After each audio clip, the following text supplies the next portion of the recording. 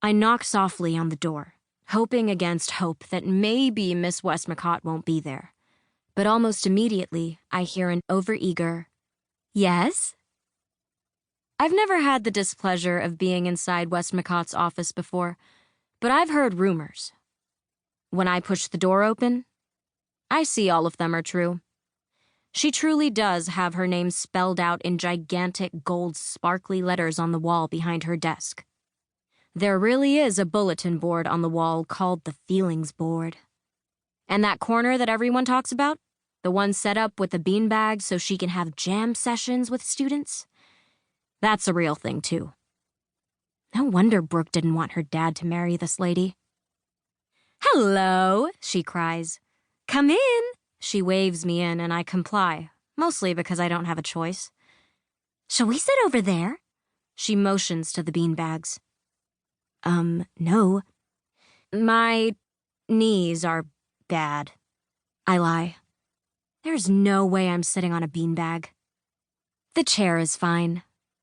I take a seat before she can protest.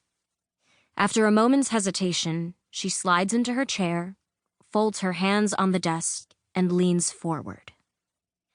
"We're glad to have you back, Alice."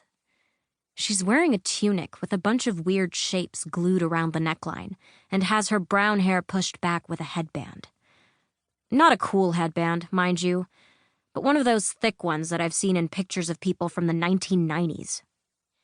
"We know things have been rough over the past few months." She makes a sympathetic face and my stomach turns. I know what's coming. "We all thought it would be best if you and I had some time to chat." She raises her eyebrows like it's a question, but I know it's not a question. I know I don't have a choice. "We can just jam, talk about how things are going, how school's treating you, stuff like that." She smiles. "Uh-huh," is the best I can manage in reply. She ignores my lack of enthusiasm and continues.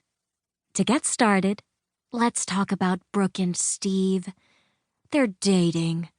How are you dealing with it? Clearly it hasn't been easy on you." Jesus, she's really going there? She's the first person to directly mention the two of them to me since everything happened. Brooke was my best friend since birth, so I always knew she wasn't the perfect angel she would have you believe. 2 words, Cole Fielding. I used to appreciate it. You need a little spice to keep things interesting. But I never expected her to steal my boyfriend right out from under my nose.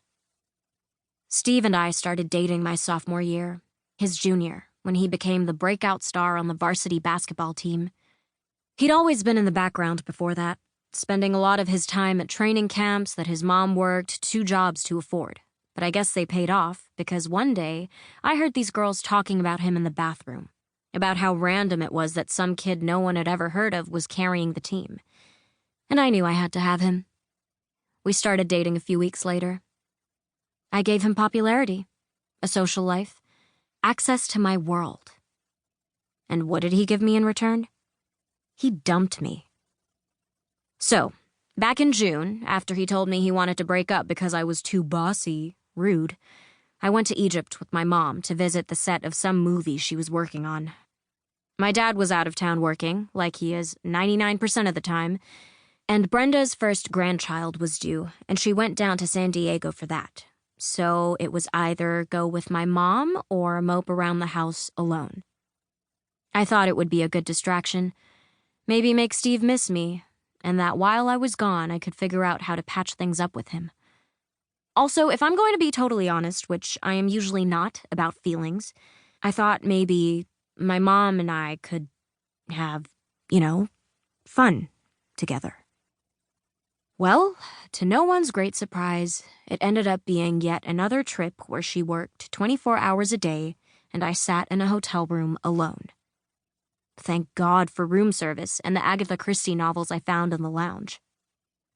Let's just say that my mom and I didn't bond, but Brooke and Steve certainly did.